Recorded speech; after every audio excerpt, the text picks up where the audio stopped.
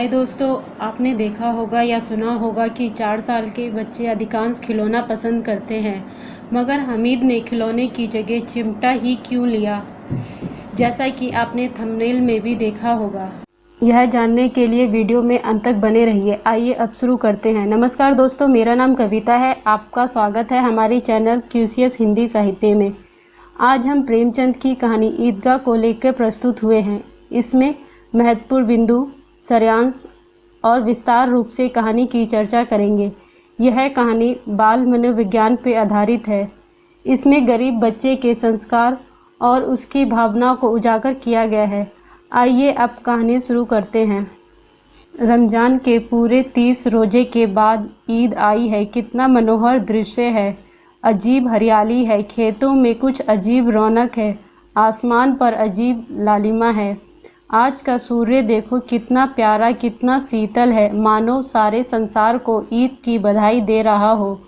गांव में कितनी हलचल है। ईदगाह जाने की तैयारी हो रही है। ईदगाह यानी वह स्थान जहां मुस्लिम लोग मिलकर नमाज अदा करते हैं। किसी के कुर्ते में बटन नहीं है, पड़ोस के घर में सुई धागा लेने दौड़ा जा रहा है। किसी के जूते कड़े हो गए, उनमें तेल डालने के लिए तेली के घर पर भागा जाता है। जल्दी जल्दी बैलों को सानी पानी देकर ईदगाह से लौटते समय दोपहर हो जाएगी। 3 कोस पैदल का रास्ता है, फिर सैकड़ों आदमियों से मिलना, भेंट करना। दोपहर से पहले लौटना असंभव है। लड़के सबसे ज़्यादा खुश हैं। किसी ने एक रोज़ा रखा, वह भी दोपहर तक। किसी ने वह भी नहीं रखा, लेकिन ईदगाह जाने की खुशी उनके हिस्से की चीज़ है। रोज़े बड़े बूढ़ों के लिए होंगे, इनके लिए तो ईद है। रोज़ ईद के नाम की रट थी, आज वह आ गई। अब जल्दी पड़ी है। लोग ईदगाह क्यों नहीं चलते? इन्हें गृहस्थी से क्या मतलब? सवियाँ दूध शक्कर है या नहीं, इनकी बला से। यह तो सवैयाँ खाएंगे।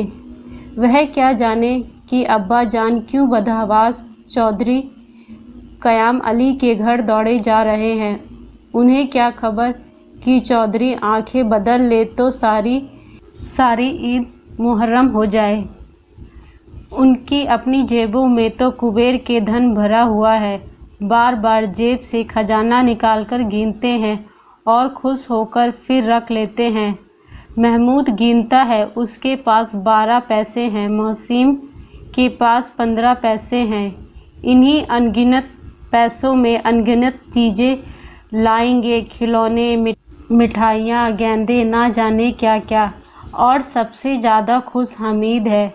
वह 4 साल का गरीब दुबला पतला लड़का, जिसके बाप पिछले वर्ष हैजे की बीमारी से मर गए और माँ ना जाने क्यों पीली होती होती एक दिन मर गई। किसी को ना पता क्या बीमारी थी। दिल पर जो कुछ बीतती थी वह दिल में सह लेती थी, और जब ना सह गया तो संसार से विदा हो गई। अब हमीद अपनी बूढ़ी दादी अमीना की गोद में सोता है और उतना ही खुश है। उसके अब्बा जान रुपए कमाने गए हैं, बहुत सी थैली लेकर आएंगे। अम्मी जान अल्लाह मियाँ के घर उसके लिए बड़ी अच्छी अच्छी चीज़ें लाने गई हैं, इसलिए हमीद खुश है। आशा तो बड़ी चीज़ है, फिर बच्चों की आशा, उनकी कल्पना तो राई का पर्वत बना लेती है। हमीद के पाँव में जूते नहीं हैं, सिर पर एक पुरानी धुरानी टोपी जिसका गोटा काला पड़ गया है, फिर भी वह खुश है। जब उसके अब्बा जान थैलियाँ और अम्मी जान नियामतें लेकर आएंगी तो वह दिल के अरमान निकाल लेगा। तब देखेगा मोहसिन, नूरे, सम्मी कहाँ से उतने पैसे निकालेंगे। अभागिन अमीना अपनी कोठरी में बैठकर रो रही है। आज ईद का दिन है, उसके घर में दाना नहीं। आज अबीद होता तो क्या इसी तरह ईद आती और चली जाती। इस अंधकार और निराशा में वह डूबी जा रही है। किसने बुलाया इस निगोड़ी ईद को? इस घर में उसका काम नहीं, लेकिन हमीद को उसे किसी के मरने या जीने से क्या मतलब, उसके अंदर प्रकाश है। हमीद भीतर जाकर दादी से कहता है, तुम डरना नहीं अम्मा, मैं सबसे पहले आऊँगा, बिल्कुल ना डरना। अमीना का दिल कचोट रहा है। गांव के सब बच्चे अपने बाप के साथ जा रहे हैं। हमीद का बाप अमीना के सिवा कौन है, उसे अकेले जाने कैसे दे। वह जाती तो कुछ देर दूर पर उसे गोद में ले लेती। पैरों में छाले पड़ जाएंगे, जूते भी नहीं हैं, मगर वह मेले जाए तो घर में सेवइयाँ कौन पकाएगा। पैसे होते तो लौटते समय सामग्री झटपट ले लेती, मगर यहाँ तो उधार के भरोसे घंटों लग जाएंगे चीज़ें जमा करने में। उस दिन फ़ैमन के कपड़े सिले थे, 8 आने पैसे मिले थे। उस अठन्नी को ईमान की तरह बचाती चली आती थी इसी ईद के लिए, लेकिन कल ग्वालन सिर पर सवार हो गई तो क्या करती। अमीद के लिए कुछ नहीं है तो 2 पैसे का दूध तो चाहिए ही। अब कुल 2 आने पैसे बचे रहे हैं, 3 पैसे अमीद की जेब में, 5 अमीना के बटुए में। यही तो बिसात है और ईद का त्यौहार। अल्लाह ही बेड़ा पार लगावे। धोवन और नाइन सभी आएंगी, सभी को सवैयाँ चाहिए। थोड़े से तो किसी की आंखों में लगता ही नहीं। किस किस से मुंह चुराए, और क्यों चुराए भला, साल भर का त्यौहार है। गांव से मेला चला और बच्चों के साथ हमीद भी जा रहा था।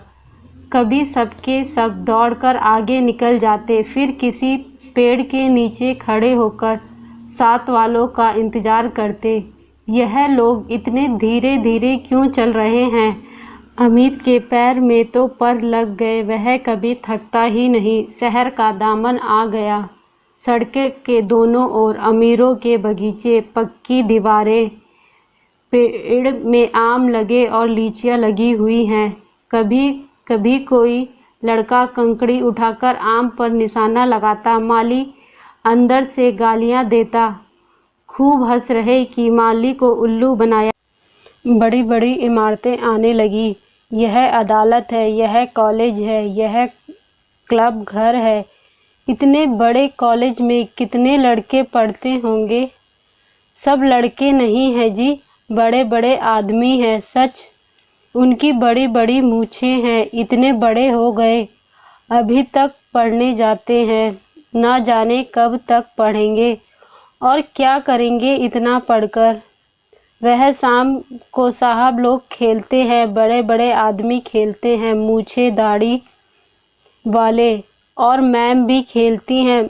सच, अम्मा को यह कह दो क्या नाम है बैट, तो उसे पकड़ ही ना सकेंगी, घूमाते ही लुढ़क जाएं। महमूद ने कहा, हमारी अम्मी जान का तो हाथ कांपने लगे, अल्लाह कसम। मोहसिन बोला, चलो मनो आटा पीस डालती हैं, जरा सा बैट पकड़ेंगी तो हाथ कांपने लगेंगे।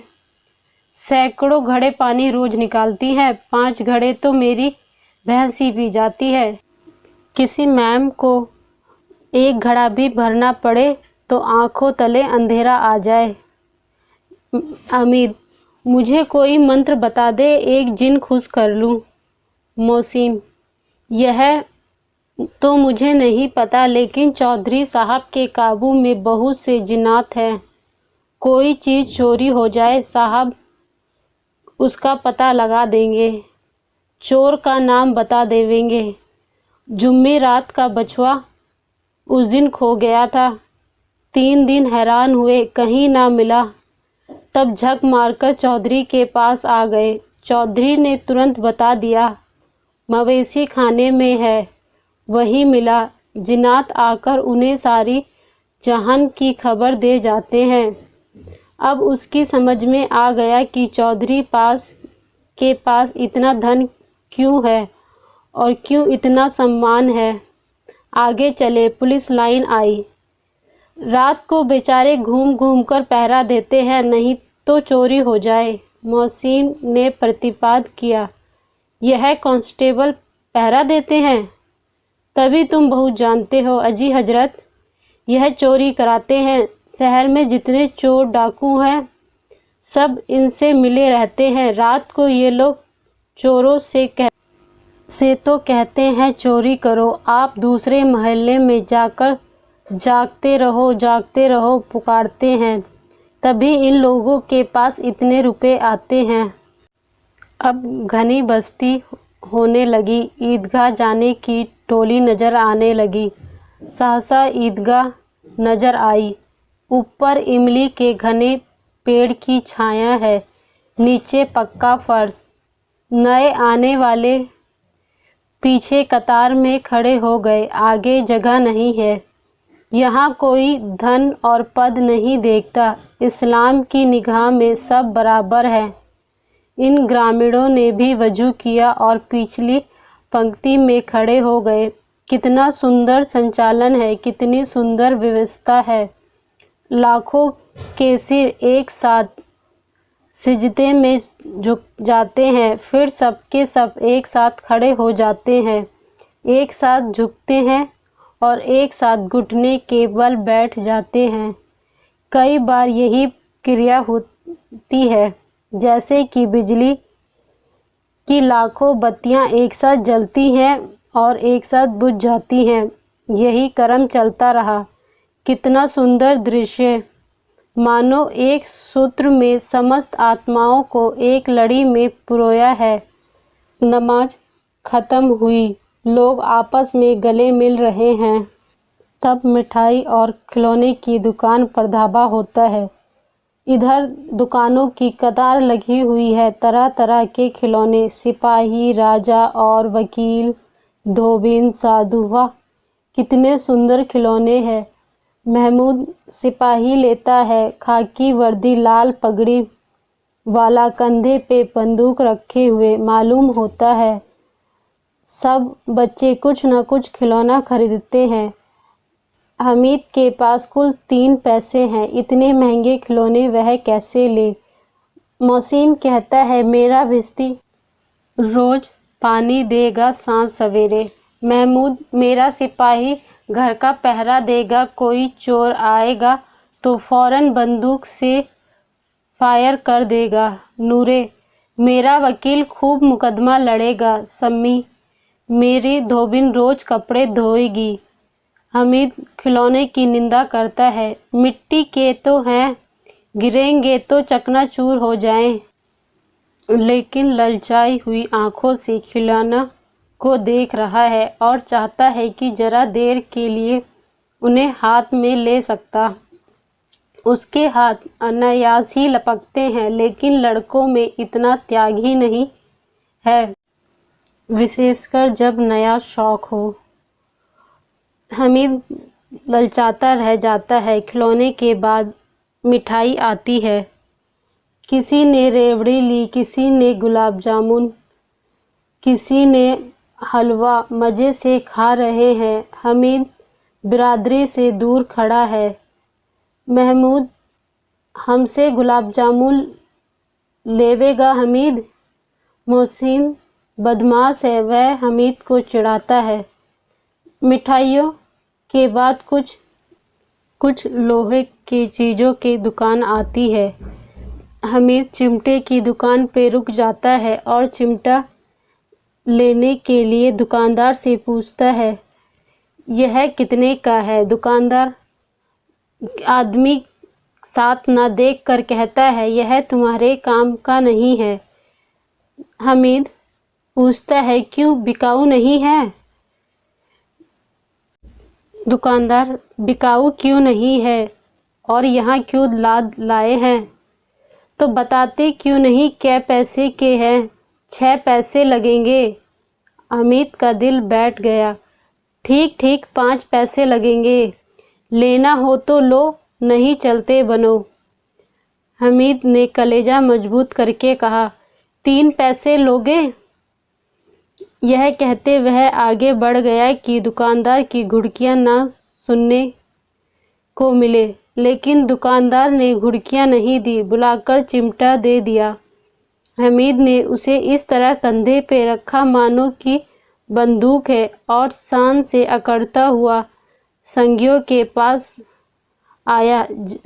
जरा सुने सब क्या क्या आलोचना करते हैं। मोहसिन ने हंसकर कहा, चिमटा क्यों लाया पगले, इससे क्या करेगा? हमीद ने चिमटे को जमीन पे पटक कर कहा, जरा अपना भिश्ती जमीन पर गिरा दो, सारी पसलियां चूर चूर हो जाएंगी बच्चू। महमूद बोला, यह तो चिमटा कोई खिलौना है। हमीद, खिलौना क्यों नहीं, कभी कंधे पे रखूं बंदूक हो जाए, हाथ में लिया फकीरों का चिमटा हो गया। एक चिमटा जमा दूं तो तुम लोग के सारे खिलौनों की जान निकल जाए। तुम्हारे खिलौने कितना ही जोर लगा लें, मेरे चिमटे का बाल बांका नहीं कर सकते। मेरा बहादुर शेर है चिमटा। मौसिम को एक नई चोट सूझी। तुम्हारे चिमटे का मुंह रोज आग में जलेगा। उसने समझा था कि हमीद लाजवाब हो जाएगा, लेकिन यह बात ना हुई। हमीद ने तुरंत जवाब दिया, आग में बहादुर ही कूदते हैं जनाब। तुम्हारे यह वकील, सिपाही और भिश्ती लौंडियों की तरह घर में घुस जाएंगे।